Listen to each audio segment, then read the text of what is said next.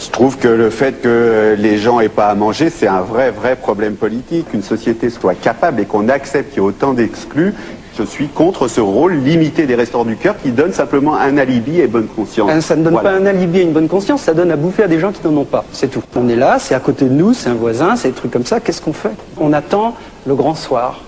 On attend le grand soir. Nous, on est beaucoup plus cyniques que ça. On pense que quel que soit l'État, et les 40 dernières années ont prouvé ça partout dans le monde, un État ne peut pas résoudre tous les problèmes. Il y a bien un moment où il faut, par exemple, s'occuper de son voisin. C'est à la société civile de les prendre en charge. Eh ben la société civile et l'État, c'est qui d'autre? Alors les hommes politiques qui sont au Parlement, ils sont pas élus, t'as pas de compte à leur demander. Et tous les gaspillages, et toute la corruption, t'as pas de compte à leur demander peut-être. Mais c'est Michel qui a l'initiative des Restaurants du Cœur, alors que tout ce qu'il disait est la campagne pour les présidentielles, et c'était pas de la charité, c'était un combat, une révolte, une rébellion. Je crois pas, je considère, oui. Non, je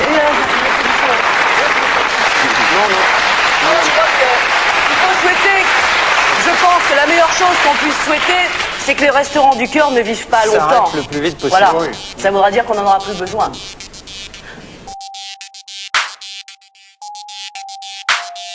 Après 23 ans, cette nouvelle campagne des Restos du Cœur est plus que jamais nécessaire. Plus que jamais nécessaire.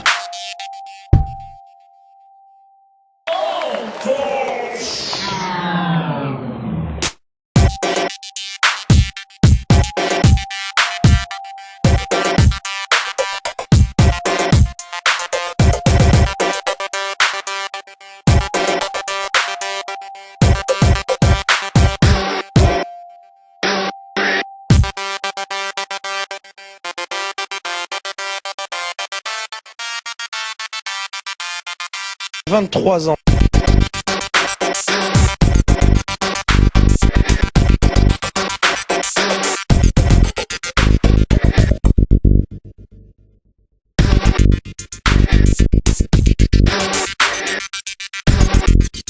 Quelle misère.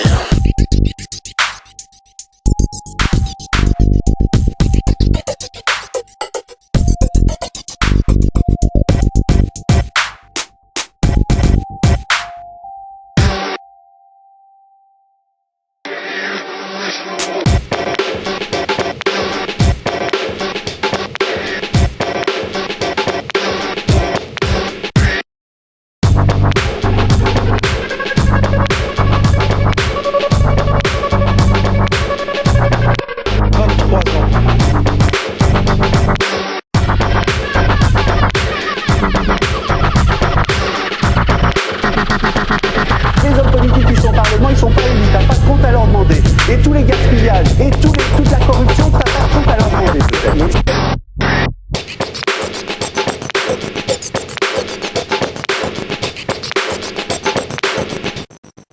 Quelle misère.